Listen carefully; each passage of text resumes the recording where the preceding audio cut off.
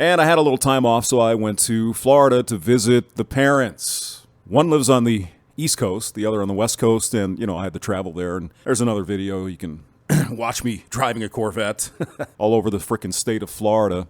But, obviously, parents eventually get old, right? You die or you get old, and eventually die. If you're still alive, you start developing some certain habits. My dad's been around for 84 years. He's not breaking his habits. Not that they're bad habits, but he has a certain thing. He's up at 5 a.m. every day, every single day. And, he drinks his decaffeinated coffee and goes out, works in the yard, and then comes back in and has a few scotches. And he really shouldn't because, diabetes, all that stuff. He's taking all these freaking... Everybody, is taking a bunch of pills when you get to that age. There's not a lot you can do except try your best to stay healthy. And even then, if once the doctors get their hooks in you, oh yeah, you need blood pressure pills, and you need diabetes pills, and you need this pill and that pill and every other freaking pill. I think my mother has literally a bag, like a little Ziploc baggie full of pills that she takes for every freaking thing you could possibly imagine. So anyway, I thought I'd go down and visit while I had a little free time. So first I went to the old man's house. Now, like I said, he's 84 years old. He is very, very set in his ways, and he won't change. You just have to accept it. So when you get there, these, big, piles of food and, oh, come on, eat something, as if, I'm set in my ways, right? I like to eat when I want to eat. So I don't say, oh, it's 12 o'clock, let's have lunch. Or it's 7:30, I have to have breakfast. No. If I feel like it, I'll have breakfast at 10 o'clock or not even eat lunch and just save it for supper or whatever. So I'm set in my ways too. I guess we all are to some degree.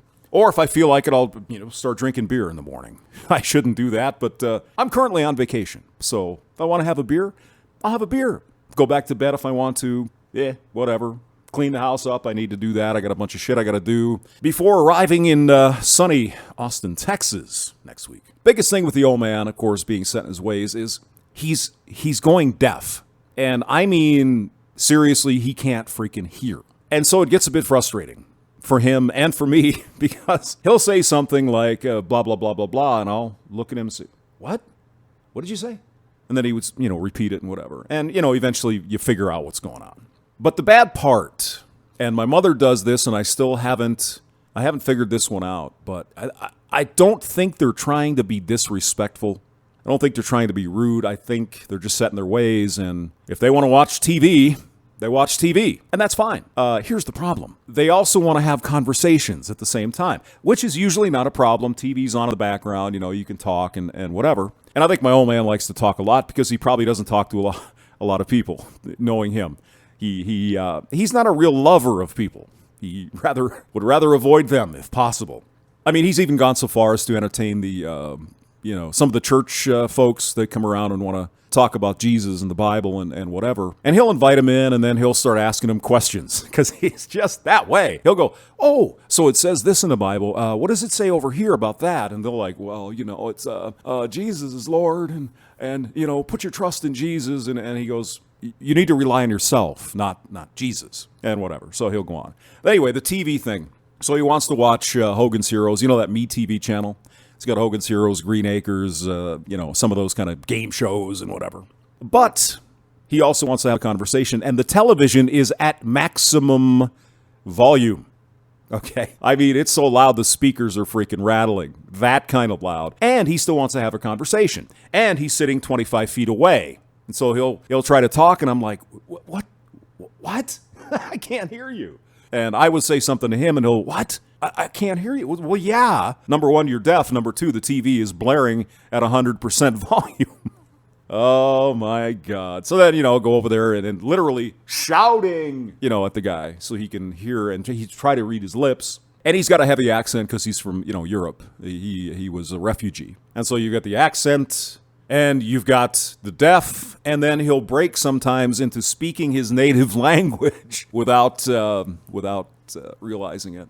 It's pretty interesting. So eventually, after spending 2 days screaming pretty much at the top of your voice, just trying to have a conversation, it gets a little bit frustrating. So go over to the mother, and she's got a boyfriend, right? And I don't think he's as deaf as he makes it out to be. But anyway, my mother is, she's also going deaf. Not as bad as the old man, and, she speaks, good English. So, you can kind of understand what she's saying. But again, the TV. It's what is the thing with the TV? They're watching TV, right? And I mean, it is, you can hear the speakers buzzing because it's so fucking loud. And she's trying to talk. Oh, so tell me about this and that. And I try to tell her she can't hear me because she's going deaf and the TV is... So like 3 days of just literally screaming at people because they can't hear you. And the TV is very... Oh, God, help me. And of course, the mother is a little bit, she uses the walker because she's, 76. So she can't get around too well. So going out to lunch or dinner is an event, right? It's like, oh, when do you want to go to dinner? Okay, 7 o'clock. All right. So let's start getting in the car at 6:30. And I'm not really that far off. I'm not exaggerating a whole lot. So go outside, move the car, get in the car, blah, blah, blah, blah, blah, get to the place, get out of the car. And her boyfriend... Oh, God, we went to this deli thing or whatever, pickle something. And what does he do? Does he go to the entrance and drop the mother off because she can't walk? No, that'd be too easy. See, she stays in the car. He parks the car as far away as possible from the entrance to the building. And then she has to get out of the car, get the walker, and slowly make her way to the front. Oh, and I'm like, what, dude? What are you doing? Drop her off first. No. That would be way too easy. So it's a little frustrating. What are you going to do? It's your parents. They're still alive, thank God they're still kicking. And of course they want to visit your cute little hamster boy. Oh, I remember when you were born, and all this kind of junk and all the stories that you've already heard 70 times about how you did this and that when you were a kid, blah, blah, blah. Yeah, I know you told me. But the other thing to keep in mind now, when your parents they get a little bit schmetzin, they get a little mixed up in the brain. That happens to us all, likely. But they always seem to want to treat you as if you're still a little child. I'm a big, fat, 55-year-old hamster. I'm not a child. I mean, I'm their child, but I'm not a child, right? But they want to treat you like that. It's like, oh, why didn't you? And it's like, why didn't I didn't wanna, and they're like, oh my God, is everything okay? It's like, oh, Jesus.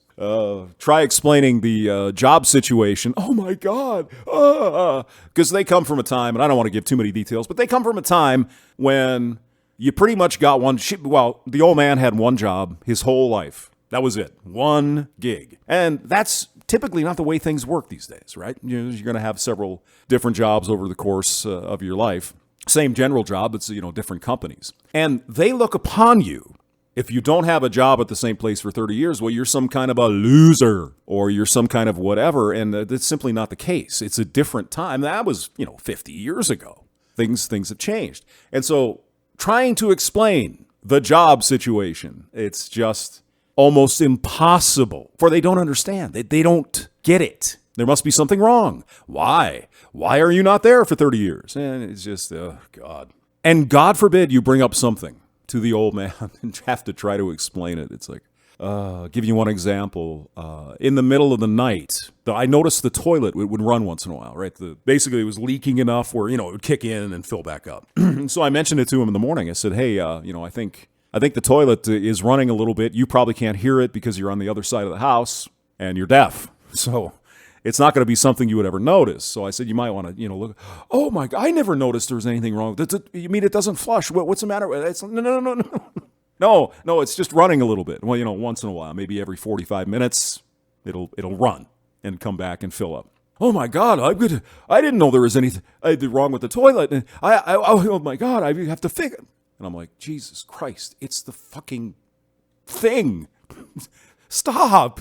It's not the end of the world. Oh, and he's going to get up and go, oh, is it okay? Did you fly? Can it flush? Is there anything? And he's like, dude, oh my God, please stop. No, don't.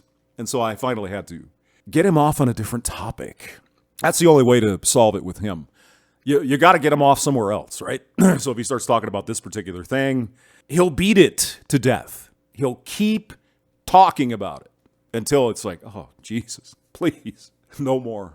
Please, no more. And of course, he's forgetting things. And of course, he was pissed a little bit. Oh, did I tell you this? Or, oh, I bet I told you this already, didn't I? Well, of course, he told me already. It's like, oh, no. And of course, it takes a while, but the hamster caught on. Oh, no, I haven't heard. No, tell me. Let him repeat it. A couple hours later, oh, did I ever tell you about it? And said, no, you didn't. Well, tell me. What's going on? So it was fun. It's always good, to see your parents and do all that. But at the same time, it's a challenge to say it nicely. Hamster, thanks for listening.